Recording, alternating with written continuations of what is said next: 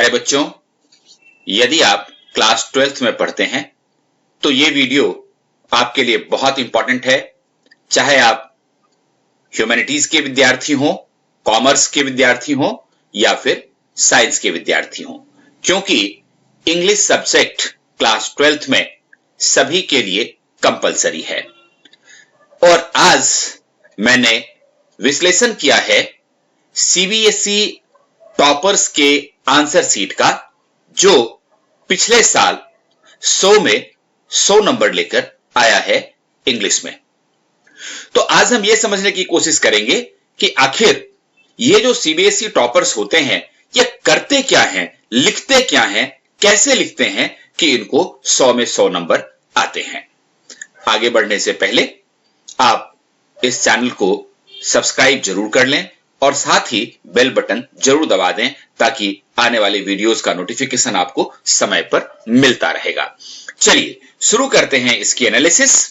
देखिए, सबसे महत्वपूर्ण बात कि इस बच्चे ने खास क्या किया है।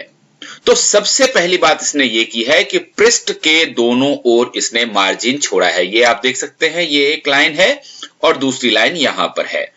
तो ये दोनों तरफ आप अपने पृष्ठ के ऊपर मार्जिन जरूर छोड़ें और दोनों मार्जिन के बीच ही लिखें।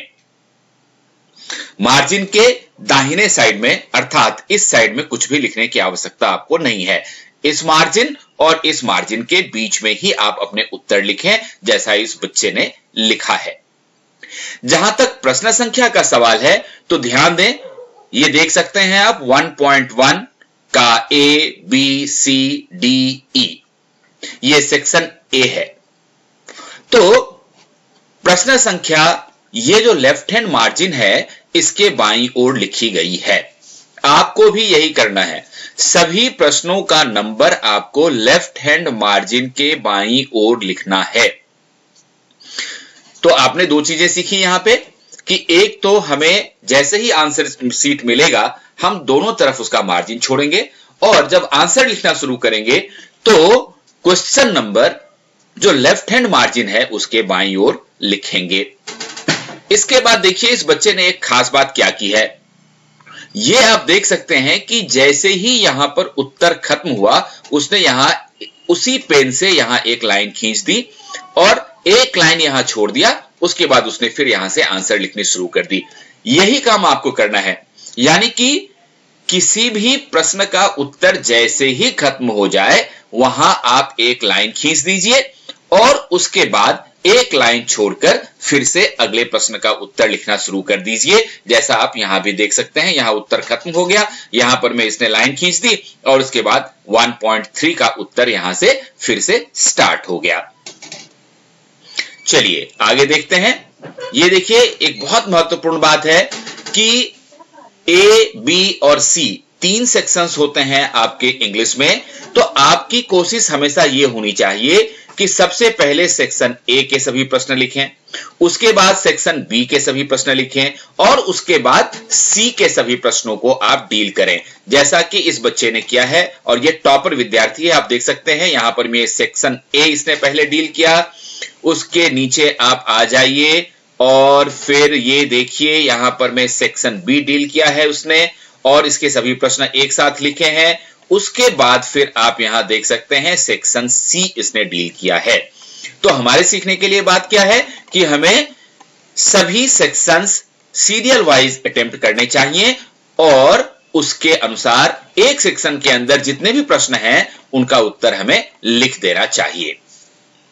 अब देखिए अगली महत्वपूर्ण बात देखते हैं कि आंसर आप खुला खुला लिखें और यदि उत्तर लिखने के बाद आप देखते हैं कि ये 3-4 लाइनें जो है छूट गई हैं तो उसे एक पेन से ऐसे स्ट्राइक कर दीजिए, छोड़ दीजिए और फिर अगला प्रश्न का जवाब आप अगले पृष्ठ पर लिखिए, जैसे आपने देखा है। ये देखिए यहां पर सी, यहां पर डी और यहां 1.4 का ए बी सी, ये 3 क्वेश्चन बच्चे ने लिख दिया।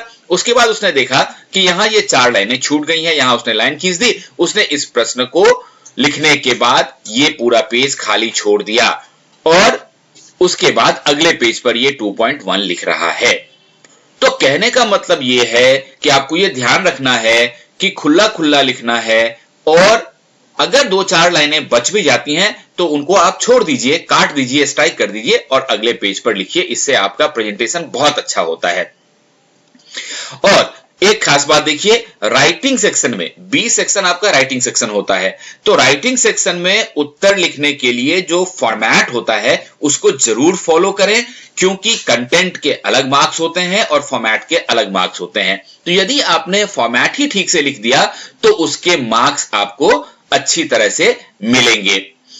अब यहां पर मैं आप देख सकते हैं कि ये जो इसने नोट मेकिंग की है वाटर की, वाटर द एक्सिलियर ऑफ लाइफ, तो देखिए प्रॉपर फॉर्मेट इसने फॉलो किया है। यहां पर इसने सबसे पहले ऊपर टाइटल लिखा है, उसके बाद 1, उसके बाद 1.1 ये सब टाइटल लिखा है, और 1.5 के अंदर इन्होंने देखिए 3 सब टाइटल यहां लिखा है, 1.5.1, 1.5.2, 1.5.3। इस तरह से आपको प्रॉपर फॉर्मेट फॉलो करना है। यहां देखिए एब्रिविएशन उसने यूज किया है, जहां पर लेफ्ट साइड में इसने शॉर्ट फॉर्म यूज किया है और राइट साइड में उसने फुल वर्ड लिख दिया है, और उसके बाद फाइनली यहां पर में देखिए उसने समरी भी बनाई है।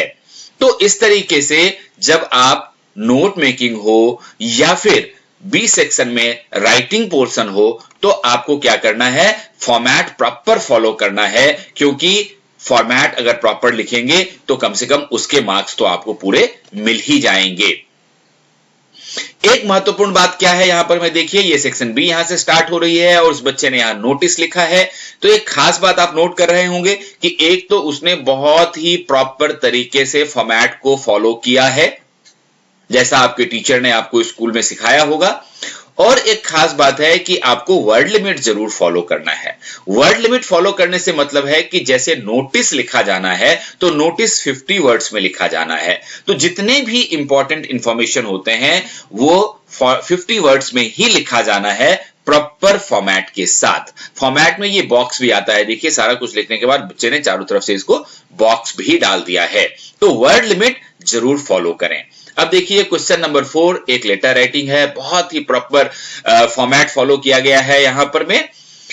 जैसे कि यहां देखिए, यहां सेंडर्स एड्रेस लिखा हुआ है, यहां डेट लिखा हुआ है, उसके बाद नीचे आप देख सकते हैं एड्रेस ऑफ द एड्रेसी लिखा हुआ है, और उसके बाद सर या मैडम जिसको हम लोग सैल्यूटेशन कहते हैं वो सैल्यूटेशन लिखा हुआ है, और उसके बाद सब्जेक्ट लिखा हुआ है। सब्जेक्ट लिखने के बाद आप देख सकते हैं कि उसने कंटेंट लिखना जब शुरू किया तो उसने फिर से एक बार प्रॉपर फॉर्मेट फॉलो किया है। देखिए पहला पैराग्राफ यहां खत्म हुआ, दूसरा पैराग्राफ यहां खत्म हुआ और तीसरा पैराग्राफ यहां खत्म हुआ। यानी कि लेटर अगर आप लिख रहे हैं या आप आर्टिकल लिख रहे हैं तो आपको मैक्सिमम 3 पैराग्राफ में खत्म कर देना चाहिए। पहला आपका इंट्रोडक्शन होगा, दूसरा आपका कंटेंट होगा और तीसरा पार्ट आपका सजेशन होगा या फिर कंक्लूजन होगा।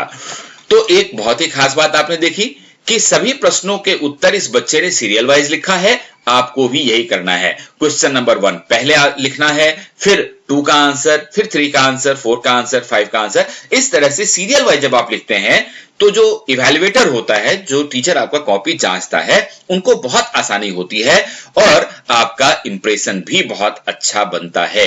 साथ ही एक खास बात ध्यान रखनी है कि जहां तक संभव हो कटिंग बिल्कुल भी ना करें। हालांकि आप देख सकते हैं इस बच्चे ने कटिंग की है, आपको नहीं करनी है। और लिखने के क्रम में फिर भी यदि आपको लगता है कि नहीं जी गलती हो गई, तो आपको क्या करना है, एक सिंपल लाइन मारना है और कटिंग करनी है, बार बार उसके ऊपर घिसना नहीं है। ये आपको ध्यान रखना है। ये देखिए importance of cleanliness in life, इसके ऊपर इस बच्चे ने एक आर्टिकल लिखा है और ये आप देख सकते हैं 3 पैराग्राफ में इसको खत्म कर दिया गया है और वर्ड लिमिट को प्रॉपर्ली फॉलो किया गया है। आपको भी यही करना है। और एक चीज ध्यान रखें कि आपको जो भी लगे कि ये इंपॉर्टेंट वर्ड है जिसकी तरफ आपके आंसर सीट इवैल्यूएटर का ध्यान जाना चाहिए, उन वर्ड्स को अंडरलाइन जरूर कर दें। और अंडरलाइन करने के लिए सेम आपको पेन यूज करना है, अलग पेन नहीं यूज करना है। अब यहां देख सकते हैं ये सेक्शन सी डील किया गया है, जो कि आपका लिटरेचर पोर्शन होता है और इसके क्वेश्चन के आंसर्स देखिए, ये बहुत ही खुला खुला और बहुत ही क्लैरिटी के साथ लिखा गया है और टू दी पॉइंट आंसर लिखा गया है। जब आप वर्ड लिमिट को फॉलो करते हैं तो आप टू दी पॉइंट आंसर लिखते हैं, आप बेकार के आंसर्स नहीं लिखते, और बेकार के आंसर्स अगर आप लिखेंगे भी तो आपको पूरे मार्क्स नहीं मिलेंगे। इसलिए कोशिश ये होनी चाहिए कि जो वर्ड लिमिट है उसको फॉलो करते हुए आपको सभी प्रश्नों के उत्तर लिखने चाहिए। यह बहुत महत्वपूर्ण है। यह बात देखिए, सभी प्रश्नों के उत्तर लिखें और कोई प्रश्न छोड़े नहीं, क्योंकि आपको पता है कि यदि आप ब्लैंक छोड़ के आएंगे कोई आंसर तो कोई टीचर उसके ऊपर आपको मार्क्स नहीं देगा। इसलिए आपको उस विषय से संबंधित, उस टॉपिक से संबंधित, उस प्रश्न से संबंधित जो कुछ भी याद आता है वो आप अटेम्प्ट जरूर करें, प्रश्न को कभी भी एग्जाम में छोड़ के ना आए। तो अंग्रेजी में अगर आप इन चीजों को फॉलो करेंगे तो आपको पूरे मार्क्स आएंगे, जैसे इस बच्चे का पिछले साल 100 में 100 आया था। और बच्चों, आप डिस्क्रिप्शन बॉक्स में जाइए, वहां से हमारे टेलीग्राम ग्रुप का लिंक देखिए और शामिल हो जाइए हमारे टेलीग्राम ग्रुप में, क्योंकि वहां पे आपको इंग्लिश, पॉलिटिकल साइंस और हिस्ट्री, इन तीनों विषयों के इंपॉर्टेंट नोट्स और क्वेश्चंस उपलब्ध करवाए जाते हैं। तो ऑल द बेस्ट।